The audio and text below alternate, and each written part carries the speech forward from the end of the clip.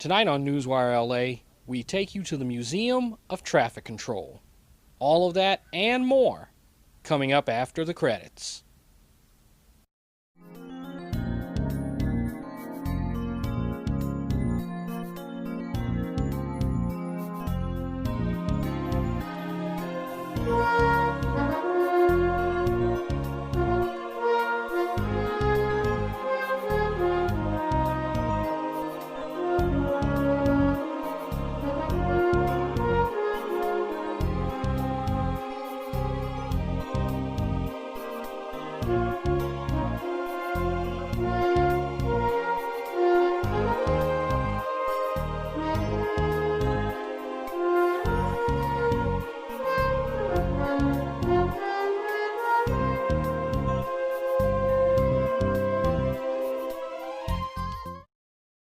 Hi and welcome to Newswirela. I'm your host, Thammasaengsri.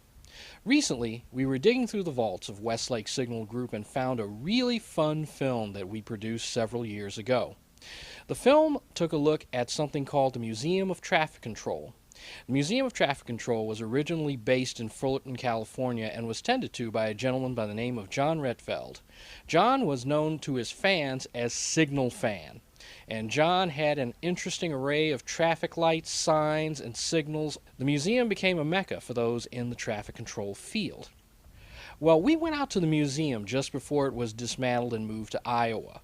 We had a chance to spend a full day with John and his collection, and we put together a film that was later known as Life in the Fast Lane. And we've decided to break it up in its original configuration.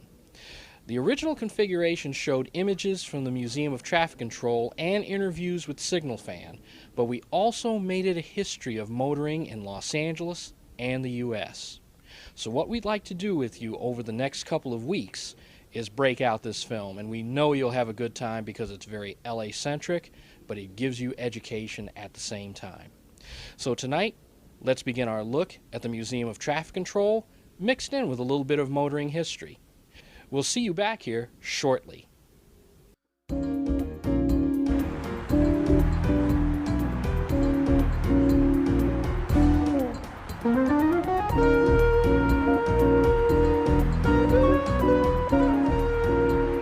Detroit holds the crown as the Motor City, but Southern California holds the championship for the longest ongoing love affair with the automobile. This affair has created a baby boom of cars and trucks that have turned the California dream into a nightmare at 20 miles per hour. The network of streets and highways that link hundreds of square miles of landscape were never designed to handle the volume it's now sustaining. If Southern California traffic stops moving, the effects could be chilling in several areas, beginning with the commercial aspect, the artistic aspect, and in the sciences and technology. Attempting to control the flow of traffic is a network of signals that tell us when to go, use caution, and stop. Directional signs keep us from going north when we want to go south. Finally, there are hidden devices that seem to come straight out of science fiction that control it all. We're going on a journey that will give us a closer look at the nature of the devices that keep us moving. Our guide will be a man who's built a museum and opened the doors to a unique hobby shared by many. There will be periodic stops and closer looks at historic and non-historic sites that were born out of the traffic system. So sit back as we pull out of the driveway and onto a road where passing on the right is permitted so we can enter the on-ramp of Life in the Fast Lane.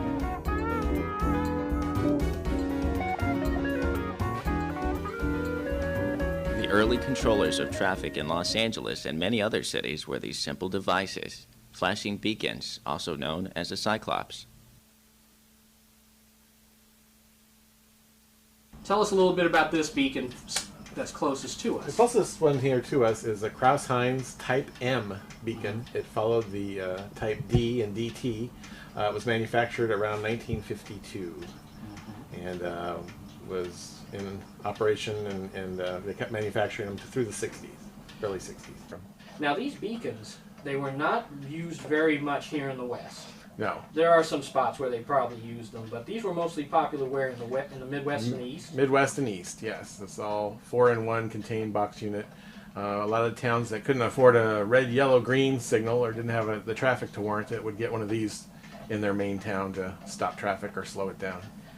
All right, give me a little idea of this particular beacon we're looking at. This beacon is an early beacon made by Eagle. It's called an Eagle Lux, was their early line of signals. It is date stamped 1936 on the reflectors, so we know its age. It has the embossed caution lenses. And That is Econolight's first signal. Yes. Tell me a little bit about that. When Econolight Corporation was started, what they manufactured was a stop sign with a flashing red beacon in it. And the red beacon flashing motion is used by a little magnetic disc inside that would move a armature and a cam contact to make the lamp flash. That was their patent, their design. So that's kind of what they came out with as their version of the first traffic signal. The man you've been listening to is John Rietveld, known from here on as Signalfan. He owns an amazing variety of vintage and modern signals, signs, and items that can only be termed roadside oddities. All have been displayed at his Museum of Traffic Control. The other voice you hear belongs to filmmaker Chin Thammasaengsri. The railroads basically were the inspiration for the traffic signal because the railroads had a traffic problem before the highways did, being that at that time there were only horse and buggies and there were fewer people, but the trains created a safety concern of running into each other and things like that. So signaling was first developed for the railroads, and with the green and the red lights and all that. It started out in England because they had the first railroads in England. But then it got adapted to highway use. Basically, a lot of the railroad engineers came up with ideas on regulating traffic on the roads. So the ideas of the semaphore, and which went on to the colored light and all that, basically stemmed from the railroads. The biggest innovations in signal technology came from inventors who took on the task of improving traffic technology. There are actually many inventors of the traffic signal, all different kinds and different styles. There is no one true inventor.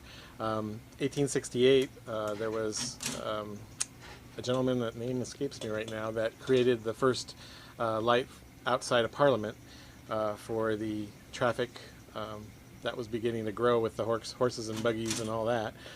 But later, in the early part of this century, there was a couple of inventors. There's Garrett Morgan, that has been heard of as being the inventor. Originally, his traffic signal design was of a semaphore style signal, and he was the first one to get a patent for a traffic signal device. However, his device is not one that we use today. It's worth noting that Morgan was one of the most successful and revered African-American inventors in the U.S. There also is a couple of other inventors, James Hodge and a couple of others that through time, and then William Potts, basically as the creator of the signal that's most like that we know today. It was the original four-way red, yellow, and green all-in-one box type signal. So he secured the patent on that device. But that's the closest device that we know of today that traces back to 1920 when he originally created that signal. Potts' four-way signal became the template for all four-way designs to follow. Signalfan shows us some later incarnations of that design. The early traffic signals employed command lenses as well as the colors to kind of introduce to the public what the indications meant. Red indeed meant stop, yellow caution, green go, as well as colorblind people to be able to read the messages and learn the positions of each light. They offered it as an option in the early 50s, but then discontinued it soon after. So most signals in the 50s didn't use messages. In the Midwest and the East even used four-way lights because they were earlier in the timeline of needing signals. By the time the West Coast started really using, I guess they started using a different type of signal, which was the semaphore Acme and the Wiley. They went from there to just being able to use single-phase signals. They never got into using four-ways. I'm not sure what the exact reason is why, but when they did use a four-way type signal, they were four single-mounted signals in a cluster. So it just was, I guess, West practice versus East practice. Four-ways were not known to be used in the city of Los Angeles, but were used in outlying areas of LA County. This signal qualifies as a roadside oddity courtesy of our friends in San Francisco. The portion of the signal you see weighs over 200 pounds. Let me push this guy out a little bit. I can actually show you how it works. Basically, access to this light, pop the acorn off the top, which is a heavy guy. It's a cast iron acorn, and pop out the screw. It holds the top part together, and basically this whole part lifts off, and you have basically just a cylinder that rotates 90 degrees. And over here, you can kind of see the mechanical parts. It's a huge electromagnet that draws up the drawbar and clicks it into the other position. There's also a bell at the bottom that I'm working on trying to get working a little bit better. It rings a little bit, but it needs a little harder knock to make it really ring. But that's what these little knockers at the bottom are for. That'll steal a finger. Yeah. Yeah. And I didn't realize until you had opened up that this sign actually had lights behind it. Yes. So it could be seen at night. Yep. It had the stop and go, I think I call it flashing, with the not plexi. I think this was glass actually, a frosted glass piece behind it. Today's world it would be plexi. But... Now the two lights at the bottom. Uh-huh. Those are just simple stop and go commands, huh? Yes. No Yeah. yellow indicator, No yellow. obviously. No yellow indicator. These used lenses that were similar to the railroad lenses in that they were Fresnel style with the concentric circles. Newer lenses use more of a refractive pattern on them. More than likely, the Wiley signal head would have been a great fit with the fixture design along Wilshire Boulevard in the Miracle Mile.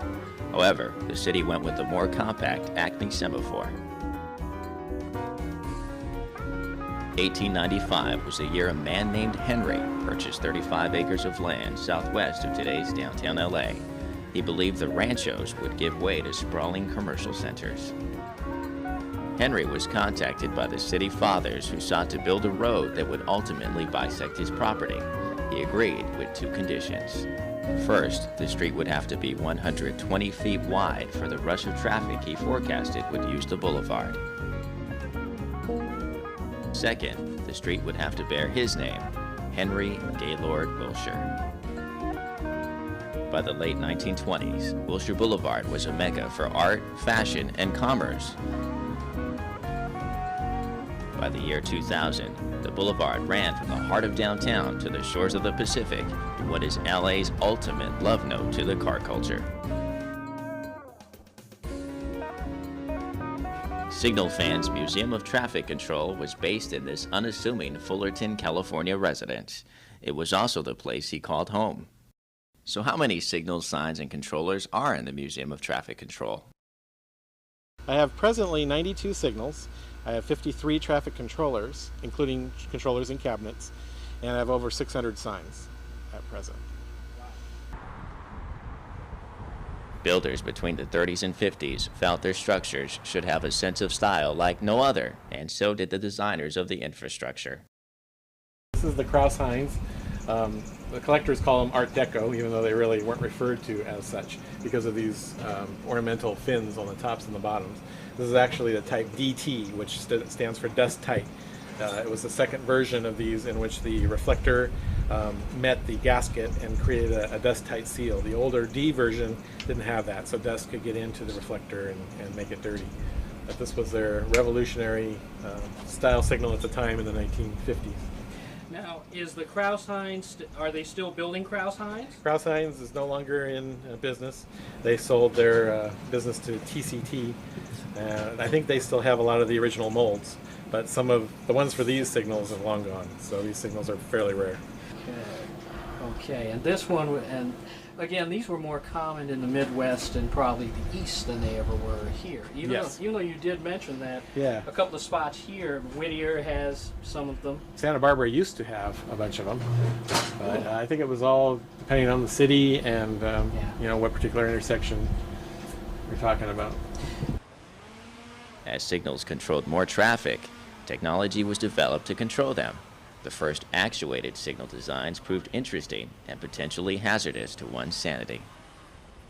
The first actuated signals were actually horn actuated, which meant the driver pulled up to the intersection and honked their horn, and that would be like a microphone. There was a box with a microphone, and that would activate the relay to change the signal.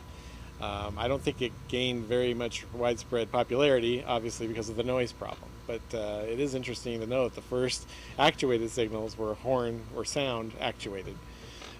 But I don't know who the person was thinking, what they were thinking when they created those. But as far as I know, it didn't gain any widespread use.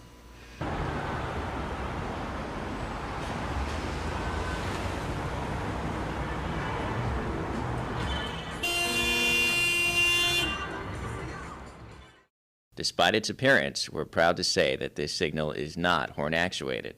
We're sure this eases the minds of many weary Angelenos viewing this film. Signalfan demonstrates a more familiar form of actuated traffic control. The clicking sound you hear behind me here is from an electromechanical controller. This is the Econolite Type F controller. These were used all over Southern California. They were the most common controller used.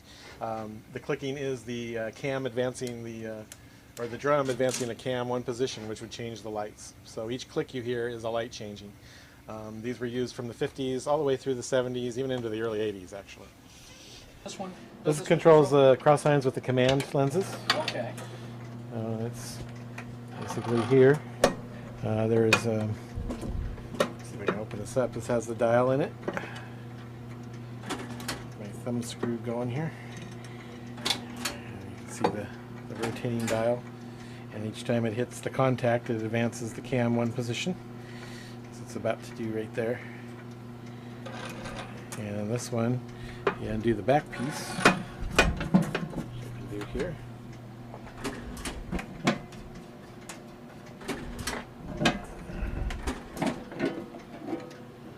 And you can see the spinning disc. Use a different form of technology where the disc rotates and spins. It also incorporates its flasher with the spinning action.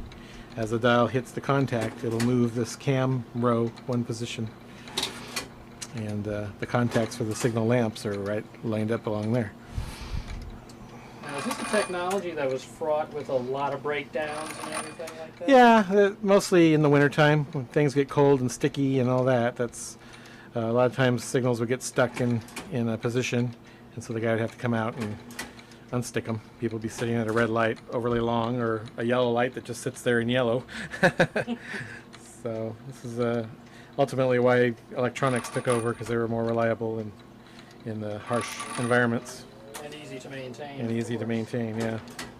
So like on this Eagle electromechanical, they employed a light bulb down here at the bottom that was normally lit all winter long and kept the cabinet warm so it wouldn't freeze up, because a lot of the electromechanical controllers using moving parts could freeze up in the winter if they weren't kept to a certain temperature. So a lot of times I have a smaller wattage bulb in there now, but they'd use just a standard traffic signal bulb in there, and it would keep the cabinet warm and keep the parts from freezing.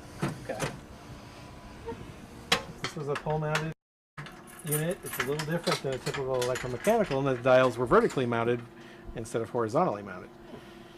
And it has a little bit of a different design in that there's a little motor running with a disc that advances the lights versus the ratchet motor that you hear with the Econolite. Mm-hmm. The clicks. Yeah, instead of the clicks, this one's more of a whirring sound. Controllers were designed to regulate vehicular traffic and would also be given the task of protecting pedestrians crossing streets and throughways. The first pedestrian traffic signals came to be after World War II, mostly again in the larger cities. The pedestrian volumes were so high that they created their own phase for a lot of these pedestrians. By phase, I mean that they would have a sequence in the signal system where the traffic would be all red, so everybody would stop, and then the pedestrians would get their own walk signal. So the original pedestrian signals were part of the traffic signal, only just an added section at the bottom that had a walk display. So by pedestrians looking at the light, they would see the light would go red for the cars, and then they would get a walk, and they could basically move from whatever corner they wanted to whatever corner. But later, the signals began to be separated out, and then pedestrians had their own signals to follow. Another innovation was the pedestrian push button, which, when pushed, told the controller that one or more pedestrians were present and altered the signal's phase cycles accordingly. The first push buttons, I believe, were in the 30s to early 40s. Basically, before pedestrian signals were used, the push button was there so that pedestrian could call a regular vehicle signal if they were trying to cross the street. If there were no vehicles around on the cross street, they could at least actuate the signal and be able to cross on the green light. So I believe the push button is a lot older than the actual pedestrian signal. It's important to note this system of actuated traffic control needed no human oversight and put citizens on an honor system. In the 100-plus years the system has been in place, it has proven to be one of civilization's great successes. Neon first appeared in France and was brought to Los Angeles by car dealer Earl C. Anthony, who saw the potential of adding more of his cars to the road using these brightly colored lights. The first neon sign was erected at 7th and Flower, and LA ground to a halt. Neon signs were erected at every major thoroughfare, usually in the line of sight of drivers at red lights.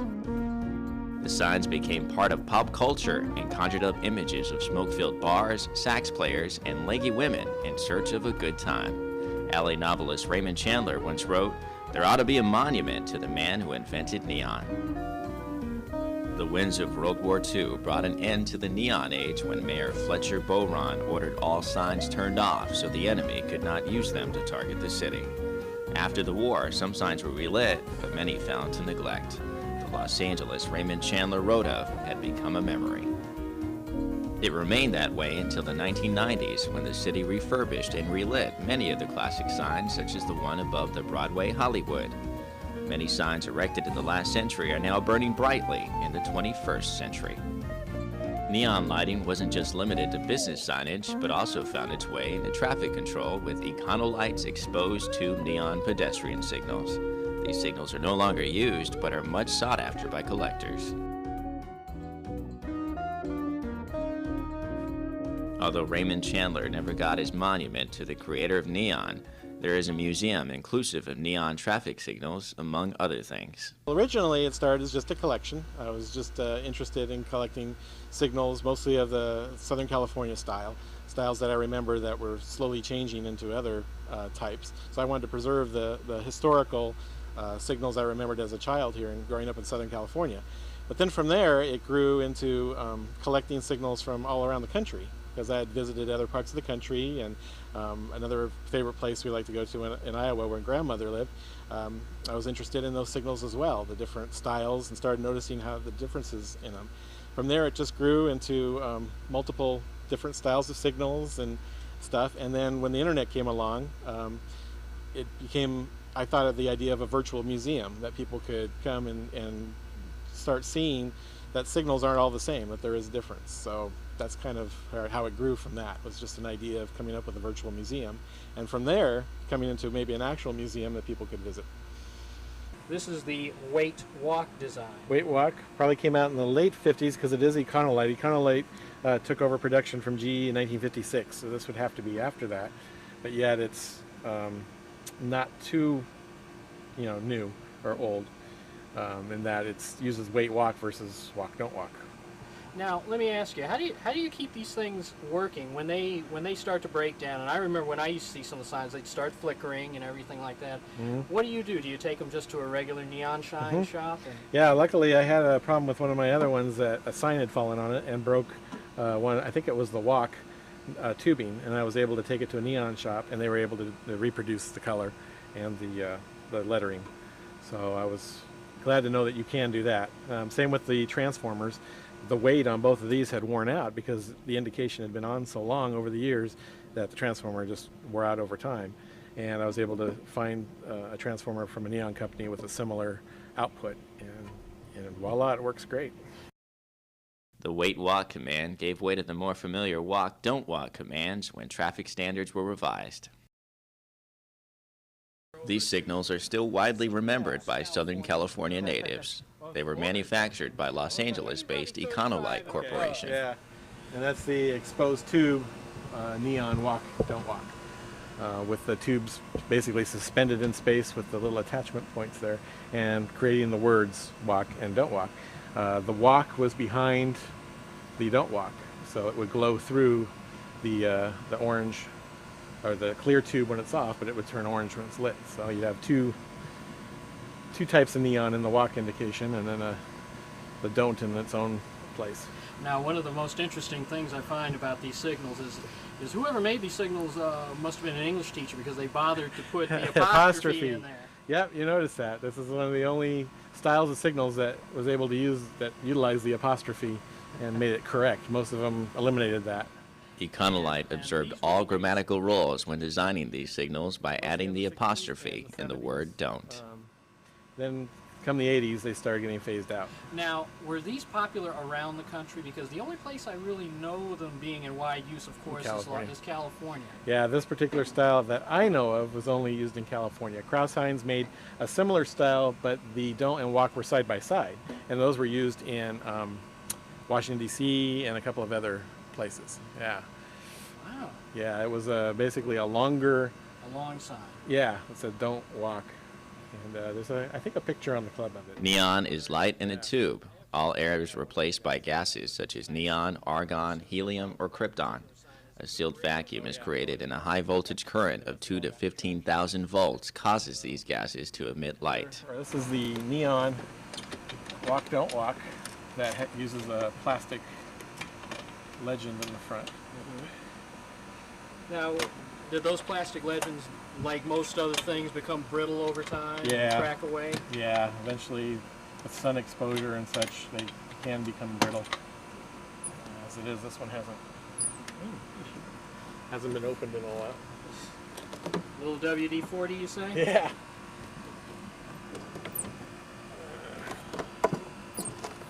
There we go. Getting there. There we go.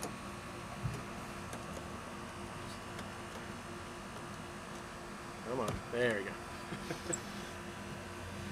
Now this, unlike the other exposed tube neons, they have the appearance of the words that they're supposed to be, but except for the walk portion. But this looks like it's an insert. It looks like it's an insert into what could have been another type of signal. Could you give us an idea about that?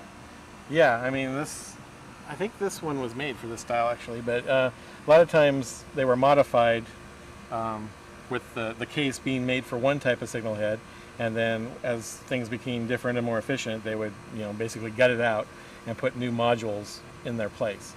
This one I think was for this style signal. It won't let me do it with it on, but if you want I can turn it off and we can look back there. Yeah, it's like we can do that in a little bit. Sure. Sure. All right, I'll take it down. All right. Okay, and then when I pull off this, you can see how the two transformers here, basically these mate with these little holes here, and that controls the walk and the don't walk by the transformer. I think this is the don't walk and this is the walk transformer. And it goes through a fusible link there. And it's just that easy. These are pretty heavy because of these neon transformers. But now this whole device is indicator control, so it was indeed made for that. yeah. But they did make these types of packs to refit the Econolites Yes. and some of the others that were in Yeah, service. and I'll show you. I have one coming on down the line here that was retrofitted into.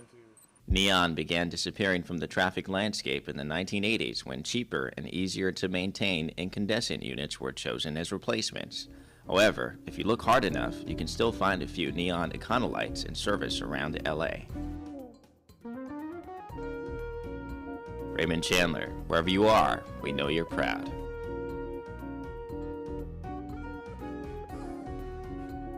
If you asked the average Californian about the storied history of our freeways, we'd be hard-pressed to give an answer as to its origin. The freeway came into existence for several reasons. Our streets were not designed for the increasing traffic flow it was supporting.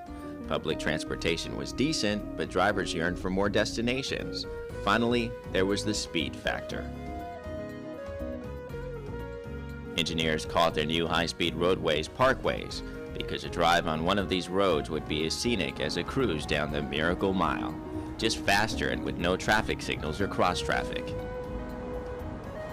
This parkway ran from Hollywood to Pasadena, cruise tunneled through 3 small hills in Elysian Park that separated Chinatown and South Pasadena. The Arroyo Seco Parkway opened in 1940 and is best known today as the Pasadena Freeway, the nation's oldest. This stretch of heavily traveled pavement came into being in the post-war 50s. Despite being christened the Ramona Parkway, its building was anything but joyful. By the time it was completed in 1955, $56 million had been spent, and neighborhoods from East LA to West Adams to Venice had been raised. Today, the Ramona Parkway is known as the Santa Monica Freeway, Interstate 10. Speeds at rush hour can be as low as 5 miles per hour. The 10 is part of the interstate freeway system and touches both coasts, making it the longest freeway. Finally, there was the Slauson Freeway. When construction began in the 1960s, the freeway met with harsh opposition from communities whose memories were fresh of the construction of Interstate 10. As a result, the freeway begins at Slauson Avenue and ends at Culver Boulevard in Marina del Rey. It passes near Loyola Marymount University and crosses Bologna Creek for a grand distance of 3 miles. The renamed Marina Freeway is the nation's shortest freeway.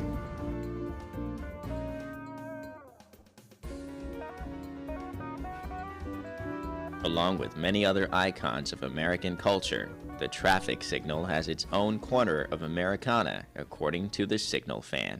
For me, it is part of nostalgia, such as like the car hop and the drive-in movie and things like that. To me, it takes to an era, even though it was before I was born, but the 50s glow, or the 50s era of the stoplights hanging down in the middle of First and Main, and that people driving through town would have to stop at the one place in town, basically, and that things would happen in that one area of town because that's where people would stop and gather and stuff like that. So there is kind of a nostalgic aura about the main light downtown that all the little towns had across the country. There was always one traffic light in a lot of these towns, and so that brings up a good nostalgic feeling. But small-town Americana was being lost as larger cities like Los Angeles brought the freeway system into existence. The job of regulating traffic flow was left to the old dependable street sign, which actually predated the use of signals. I mean, originally the early signs were just a piece of steel with paint slapped on it and wording stenciled onto it, letters. As it progressed, the corners of the signs, the sharp edges, became more rounded, began to get borders around the edges so that the sign would stand out more, and they went to porcelain enamel over steel, and then from there, as traffic became more prevalent at night, they went to reflectorization of the letters with cat eyes, which were glass beads that would be drilled into the sign and create the letters, so at night when the headlights would reflect those out. The glass beads were used until after World War II, and then they went to plastic. As plastic became more prevalent, they went to plastic reflectors, and those pretty much were in use until they stopped signing, I believe, around the mid-60s, around 65 or so. The Auto Club stopped making the signs. Actually, the Department of Highways, which took over the signing, stopped making the reflector signs. They went to Scotchlite and sheeting and all that stuff. Signalfan shows us some examples of early signage. Most of these signs are 1950, actually 40s and 50s. The Auto Club signs were mostly early 50s, maybe late 40s, because they used the plastic reflectors versus the glass.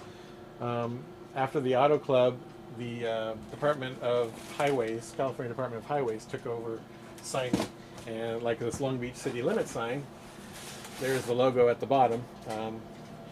They used a winged tire with a spade and shovel on their logo, and they took over signing in the 50s from the Auto Club. This sign here was used in front of Mission San Juan Capistrano. Ortega Highway is Highway 74, and it ends right in front of the mission, so that one has some local significance. Now, how did you come about getting all of these signs? Again, this one I got from an antique store, and I don't think they knew at the time what they had. But most of them I've gotten from there's a friend of mine that's up in Sacramento that trades a lot of signs, and to get my collection started, he let me buy some of them before I got to a place where I could start trading some signs with him. Signs were erected in California and the West by the Automobile Club of Southern California, or AAA. Later on, the California Department of Highways and local cities took over. The department was later renamed the California Department of Transportation, or Caltrans.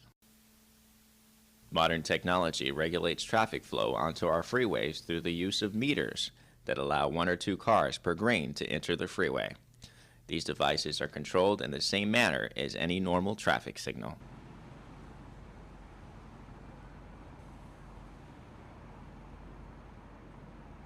This is the Caltrans version of traffic control. The ramp meter version. Yeah, well, this is actually for a full 8-phase intersection, but also same thing, can be used for ramp meters and such.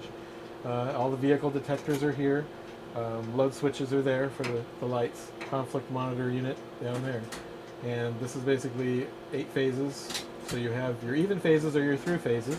Your odd numbers are your left turn phases. So you can control basically the whole works from here. It also had a feature that has advanced warning beacon control. So if a light was going to turn red in like a place where you really can't see it, it'll engage some advanced warning beacon, signal ahead signs, so you can know that the light's changing before you get there. It has all that technology all wrapped into one. So it's a pretty nifty little machine. And again, you got all of this stuff, including the modern stuff, mostly through contractors. Mostly through contractors. And then this actually shows an intersection diagram of what you're seeing. So the person working on the light could come back here and see what was green and what was red and what it's doing. You got your left arrows, your straight through, and then your right turn overlaps. And your walk, don't walks. And then you can see even in flash mode as well. Kind of a good intersection at a glance. With larger amounts of traffic on our roads, it became necessary for a unified code of signal operations. I think standards had changed. There began to be national standards to control devices. A manual came out called the Manual of Uniform Traffic Control Devices in the 20s and 30s to gather all these communities together, because everybody kind of started their own signaling idea and try to unify the country together so people weren't confused from being from one city to another. They began to create standards on signs and signals that everybody could adopt the same color and shape and style, so drivers weren't confused. This was each manufacturer's own idea of what to use for a traffic controller. So they all had different connectors. They were all military style connectors, but they were different in the pin configuration and how many pins were used. So you couldn't interchange the units from manufacturer to manufacturer. Basically you had to change out the whole cabinet. Now, what do you mean by a military style connector? What is that? They're basically connectors that were used in the military. This is usually a rotating locking ring. This one will go into flash now as soon as I pull it out. Yeah, there it goes. And they were used during World War II and such for their equipment, sonar equipment and whatever else have you. So a lot of the traffic controllers utilized these multi-pin connectors after the war. Engineers sought to set a standard for the equipment controlling signals, and in 1976 introduced the NEMA standard. It's NEMA. It's a NEMA standard with a typical NEMA plug that all controllers have. It has an older conflict monitor. The conflict monitor basically it senses the current output of the different indications, and it ensures that no two greens come on at the same time or any conflicting indications. If it senses that, it will kick the controller into flash mode, so there won't be any accidents or any problems. So it's kind of electronics, controlling electronics, kind of monitoring the intersection. keeping everything good. Again, it's the low voltage, spits out of the controller, goes into the load switch, which controls the high voltage, which runs to the signal head. And that's where these wires go out to the signal heads. So they go down through the ground back over to the individual signals themselves. Yes. Yeah, I have these labeled. I've got phase 1 and phase 2. Phase 1, phase 2 vehicle. So you got your red, yellow, green, and red, black, blue, for lack of another red, yellow, green wire. And then your vehicle or your pedestrian signals, your walk, don't walk. And then the push button and the vehicle loop sensor is the last two terminals in. Now some of these signals have what they call a police door. Yes, and this one does have that. If I close this cabinet back up. Basically here is the police door. And inside here, other than my remote here, you had two switches. You have your auto flash switch, so the officer can put the intersection into flash mode, and you have your on-off switch, so the officer can turn the lamps off. The reason they had this separate door is that the officer then can't mess with any of the other coordination functions or the other things that keep the controller running. This would basically turn the lamps off, but all the electronics are still running as if the intersection is running for traffic. So it kind of gave the officer control over the intersection, but not to fiddle around and make a bigger problem out of the coordination. Okay. NEMA stands for the National Electrical Manufacturers Association. The aim was to standardize aspects of equipment interchangeability between manufacturers, environmental requirements, and input-output connections. While NEMA was being adopted as a standard, Los Angeles and New York developed a microcomputer-based system called the T170. And this one, the difference between this and a NEMA is this is all software related, where a NEMA is more hardware. Basically this part pulls out and you can put different software in. A lot of times City of LA can use these same boxes to use for sprinkler control, for freeway ramp metering, for traffic signals. I mean, just by putting a different module in there. It's basically a microprocessor computer with different software. So that was a different thought process, you know, rack mounting and all that, than the NEMA, which used the shelves and the hardwired machines. So it's upgradable, basically. Yes, which is why you still see these cabinets and stuff. They're easily upgradable.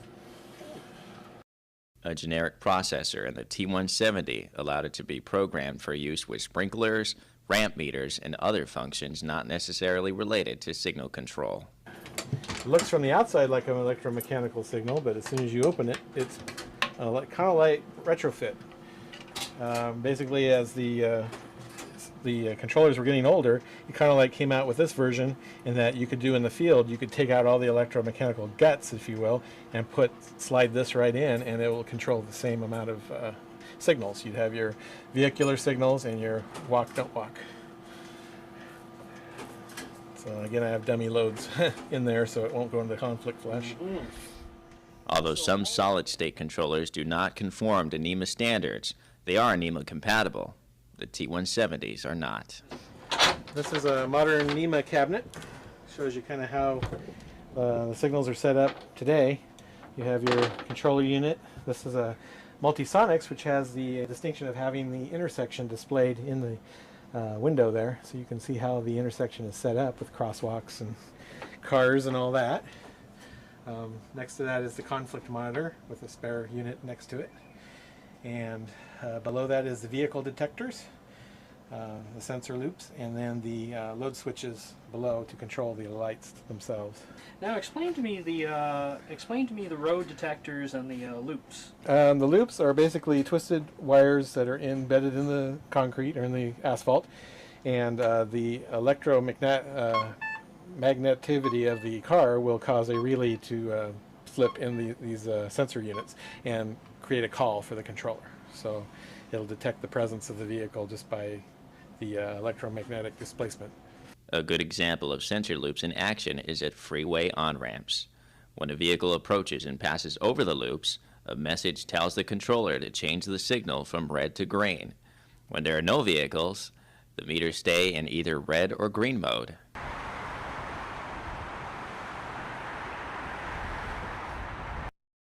Even though this technology is used on the streets of numerous cities and towns, Its greatest use comes on the roadways, making up what is known as the interstate highway system. The system was in part the vision of President Dwight David Eisenhower, who was fascinated by the Lincoln Highway and the German Autobahn as a young soldier. The Uniform Code of Traffic Control may dictate standardized guidelines for signals and signs, but the Association of State and Highway Officials control the interstates. Their most notable contribution is the numbering system. East and west highways are assigned even numbers, while north and south are assigned odd numbers. In addition to supporting automobile and truck traffic, the interstate highway system can be used by the military for troop movement. It can also be used by civil defense for evacuations in the event of nuclear attack. Even with the best design, Southern California's freeway system earns failing grades as the average driver spends an extra 93 hours a year in rush hour traffic. The Century Freeway, I-105, opened in February 1993, making it LA's last new freeway. No additional freeway construction is planned in the foreseeable future.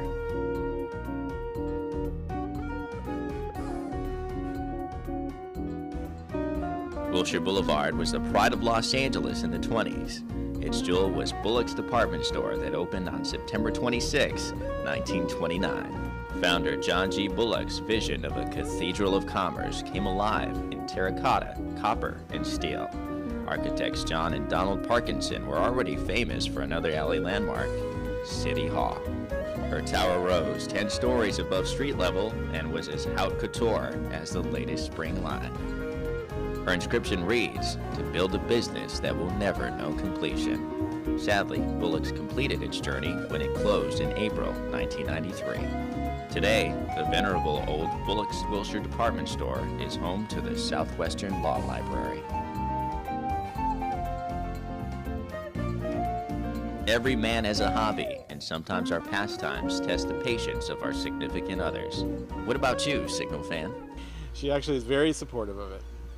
When we met and going into it, she knew all about the hobby.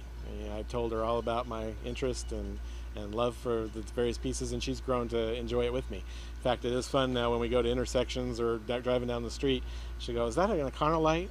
Or, what? I bet that's a Krauss-Heinz because it's got these fins on the top and the bottom. I'm like, you got it. So it's fun to hear some of the lingo come back, and she appreciates the hobby, and just loves that I love it. And keeps me out of trouble.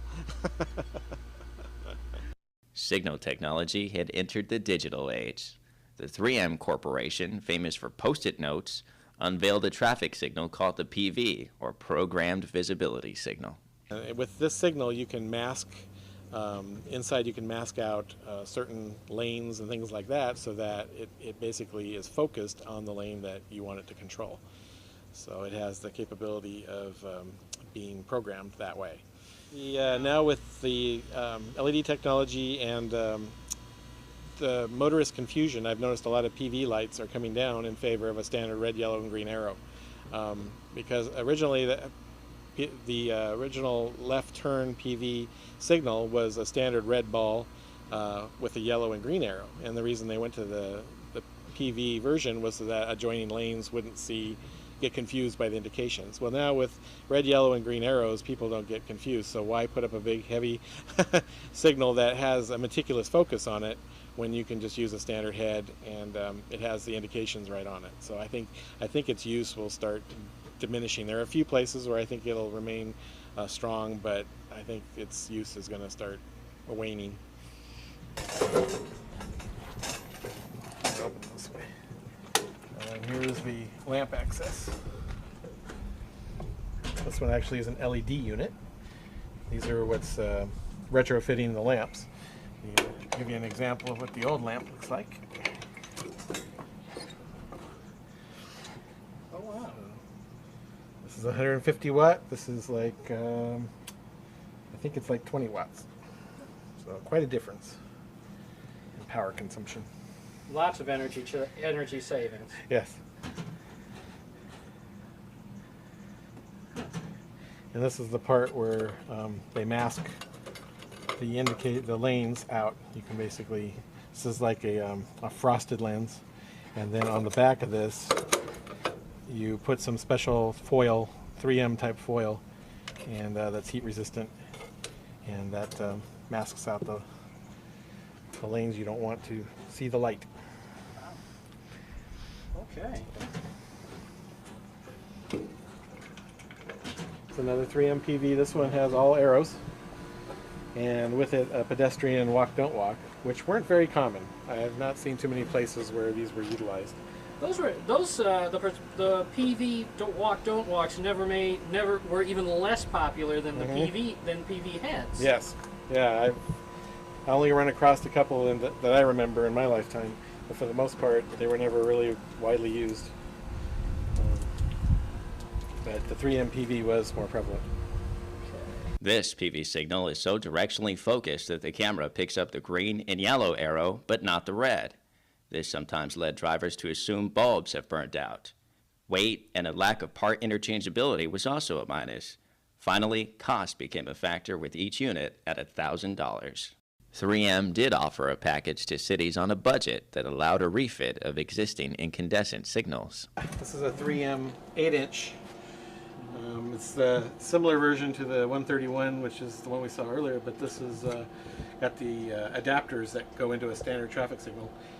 And you could do the same thing where you can mask out the indication from an adjoining lane, or if it's closely spaced signals, so the furthest signal's not seen, you know, that kind of a thing. So, dogged by design flaws and improved LED and incandescent technology, 3M discontinued its line of PV signals.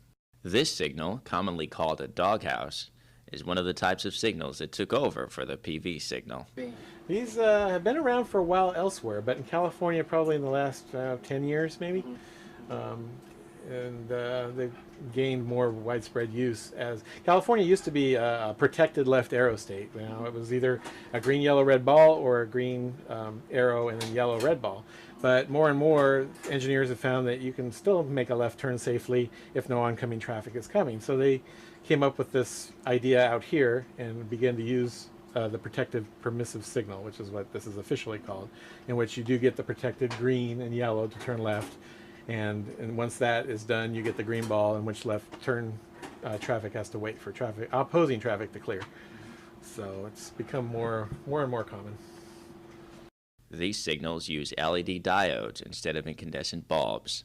The diodes give off more light, use less energy, and have a lifespan 10 to 20 times that of a regular signal bulb. This is a modified Econolite pedestrian light. It's just like the one you'd previously seen with the exposed neon tube, but it had been converted to LED. And by doing that, they basically sawed out the divider between the don't and the walk and put on this egg crate visor over the top. But they use the same housing. And that's a good reason why there's not that many out there to collect, because a lot of the contractors would just retrofit them in the field and throw out all the guts of the old signals.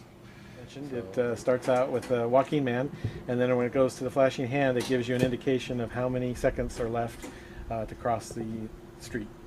So it'll basically count down to 0, and at that point the hand goes steady, indicating you have no more time to cross the street. And you were saying that some of these signals have become the fodder of drivers who want to say, hey, I've got 10 more seconds. Exactly. People are starting to use it to their advantage rather than what it was intended for. Urban railways disappeared almost a half-century ago due to lobbying by Big Oil and the big three automakers, but worsening traffic has brought them back. Drivers now share the roads with these trains in many areas. Because the lines have been dogged by fatal accidents, signals and signage are a must. The technology is the same for railroads, but has been updated with the latest technology, such as LEDs or PV signals. It's interesting to note that even though we live in what is supposed to be the golden age, we still rely on technology predating man's walk on the moon and the internet.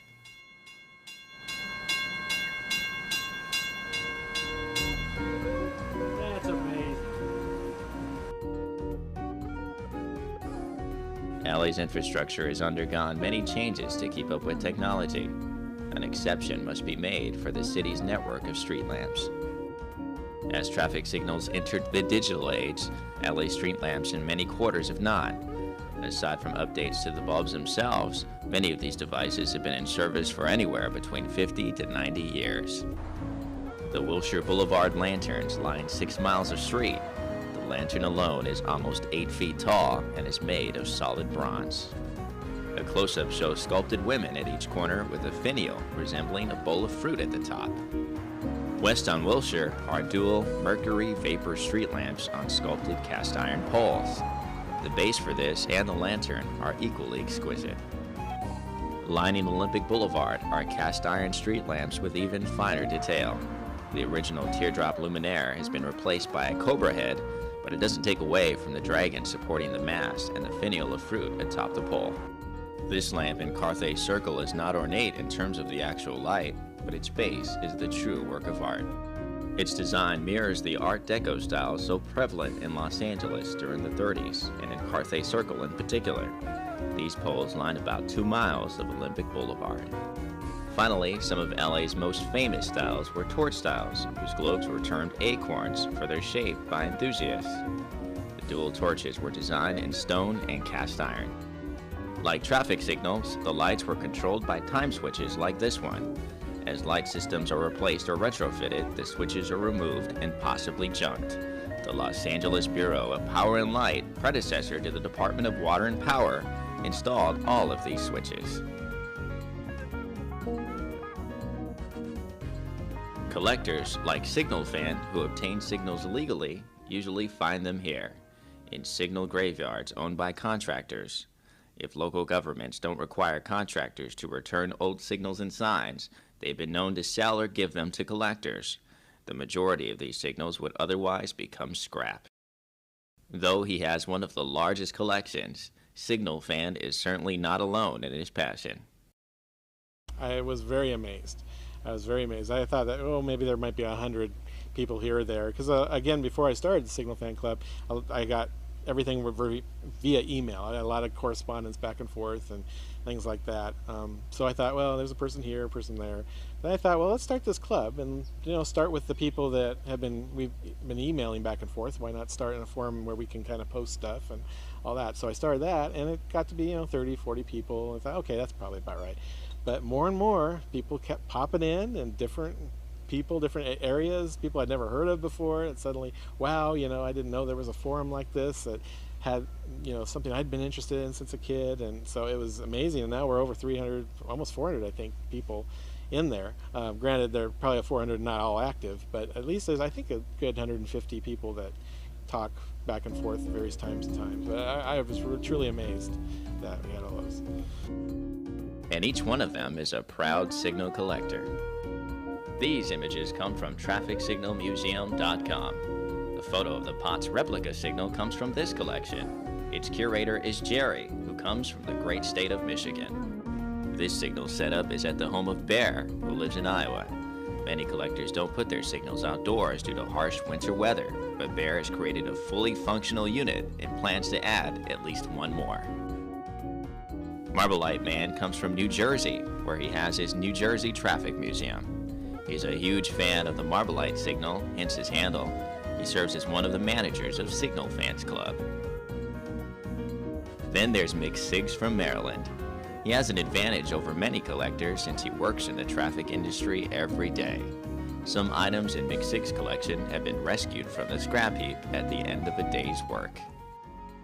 I'm truly amazed at the diversity and how people are so knowledgeable about signals and the various areas that they like.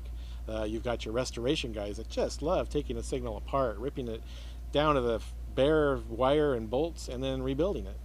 Completely sandblasting and repainting, and your diehard people that want to make it just like it came out of the box and hung on in the 1920s and 30s. And it just amazes me that there are people that have that skill, because I'm really not one of them. I prefer the signals as they came off the pole and on, and the way I remember them, old and dirty and all that. But I have a true appreciation for the guys that want to sandblast them and make them look like new mint condition. For a prized item, a Signalfan will pay the price to own it. An exposed tube neon Econolite similar to this one sold for $500 on eBay recently. How about something in Signalfan's collection? Let's say the Wiley Signal Head. And how long have you had this particular piece? Since January. So this is a recent acquisition. This is one of my most recent acquisitions. How did you find it? Basically, a guy wrote me from up north around San Jose that he was looking to get rid of it. It was in his back area. It used to be in his front porch. Um, and if I was interested to work on a price and come up and get it. If I may ask, how much? $1,000.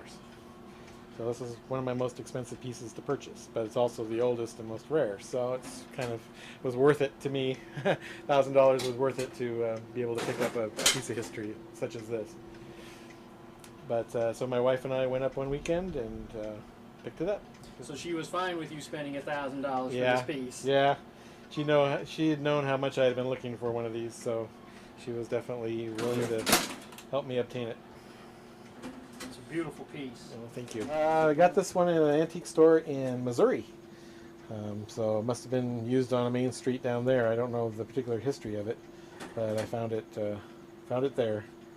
Antique stores seem to be the one place where a Signal fan can find these different things. Yeah, it's true.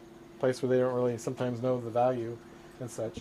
Again, this is great representation of where they're from. This was more used in the South, the Southern Auto Flow. That's when it was used in Texas and Missouri and some of those states. GEs were used in the North, Montana, and that's where I had gotten this particular one from, and Marblite in the East. Have any other collectors visited the museum? Well, I've had several members come out to the museum that are on the Signal Fan Club. I had one from Arizona come out. He's known as I'm Proud to Be an American. And he's from the Phoenix area, and he has a growing collection, and he's come out to visit. I have a couple of local guys here, one in LA and one in Orange, that have come out and visited. And it's kind of fun to be able to visit face-to-face with somebody that you just talked to on the club forums and find out more of their background and what their interest is and stuff. So as far as visitors, I had a visit from HGTV. It came out and did Offbeat America. They have Offbeat America series, of which I did a 5-minute segment of one of their series. And I had Discovery Channel out here. They're working on an event for later in 2005. And another private group came out.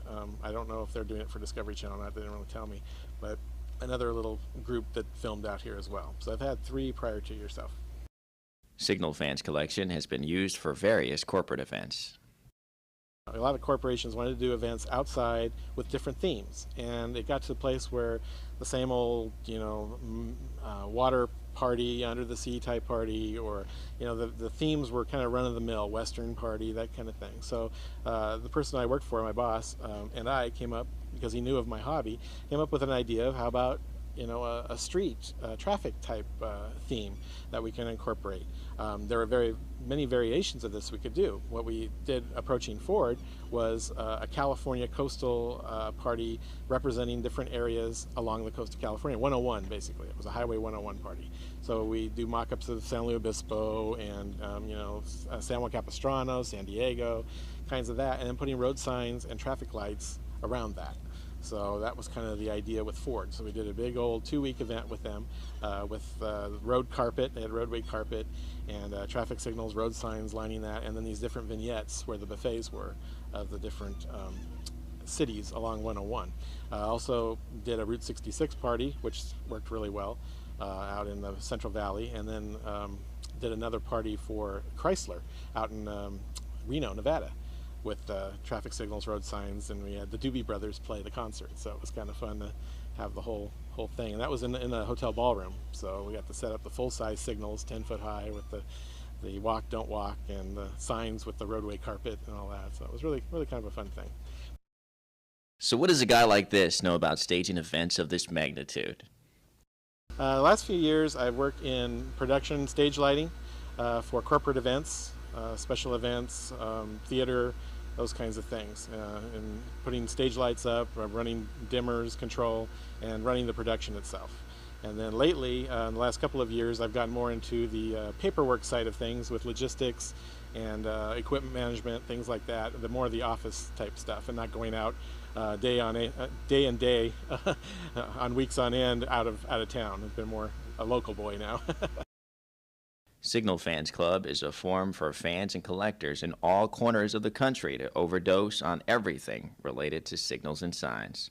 Recently, though, club members use this passion and forum for a greater good. Justin Thomas was one of the many members of the Signalfan Club.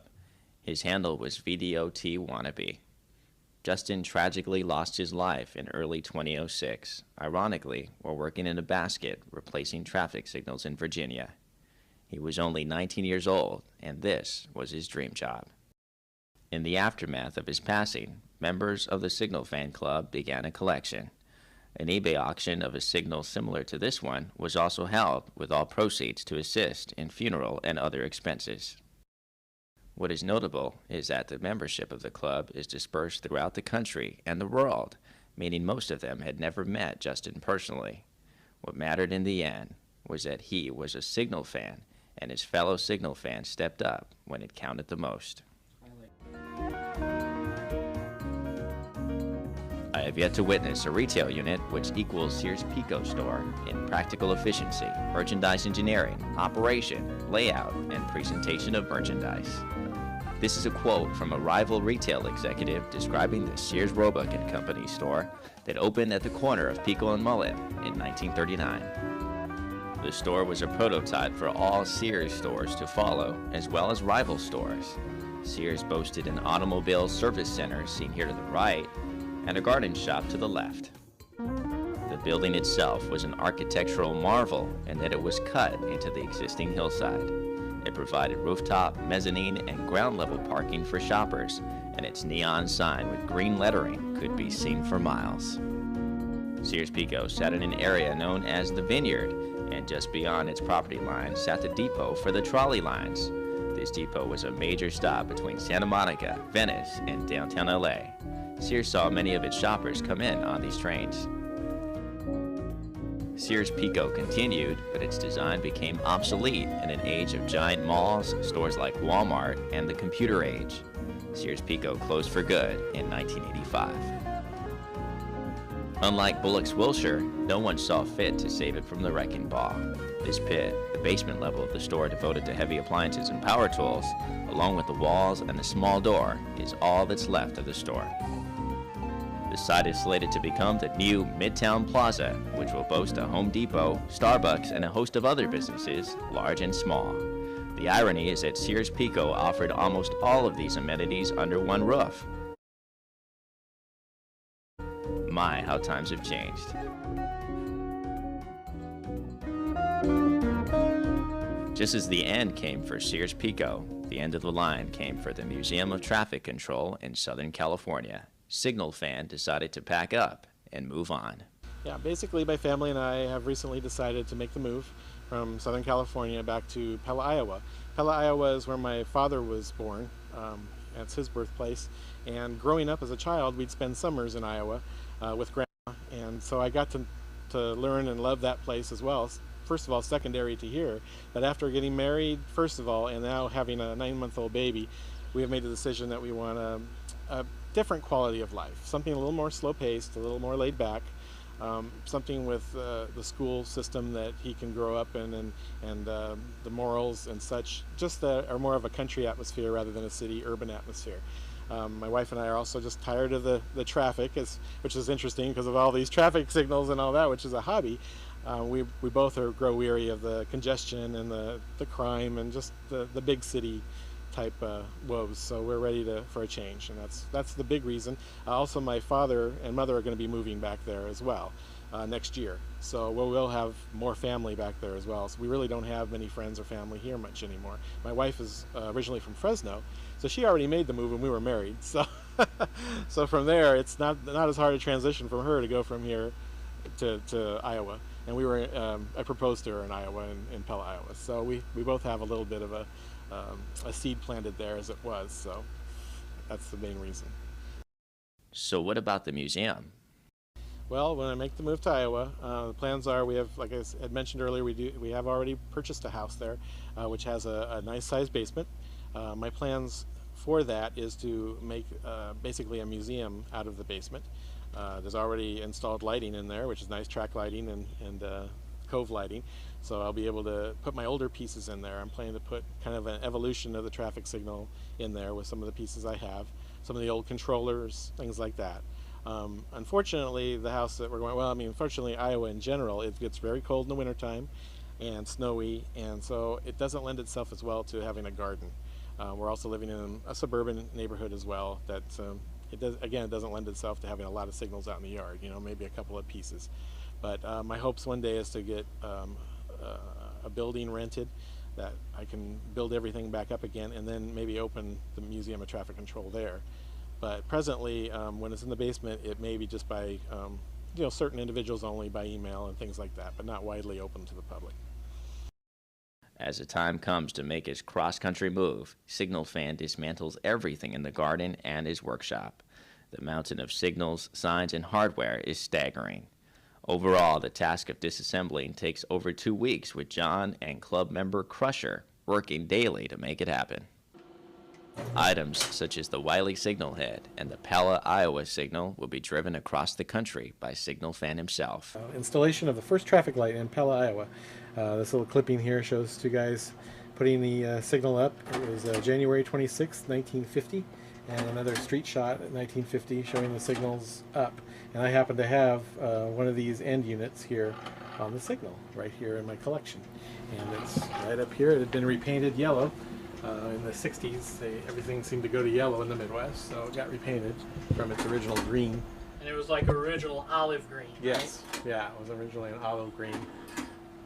And it's seen quite a few hard years. By opening it up, you'll see quite a bit of the corrosion of many a hard winter in here. And you can see the original green color kind of in there as well. But it's an oldie but a goodie. But this is one of the signals that connects you with where you're going, yes. Pella, Iowa. Yep. Yeah. It'll be going back home in a sense. Yeah, it's like I know at least one signal that's going up in the basement. Yep. The rest will be handled by professional movers. Signalfan checked in and told us that the moving company weighed the load and found it to be a staggering 29,000 pounds. And that concludes our look at the Museum of Traffic Control in Fullerton, California, and it also concludes our look at motoring history around the nation and in Los Angeles in particular. Looking over my shoulder, you see this traffic signal, and if you were guessing, yes it is. It is mine, and I did get it from John's collection just before he left for Iowa. It's a nice piece to start off with, and since that time I've collected many other pieces, not just traffic signals, and since that time I've collected many other items, including one of my first loves, antique fire alarm equipment, which includes game wells and keystones. Everything collected legally and above board. And that's it for all of us here at Newswire LA. We thank you for joining us. To follow everything Newswire LA, look us up on Facebook and Twitter at Newswire LA. I'm Thammasaengsri, your host, saying so long, and we'll see you back here next time.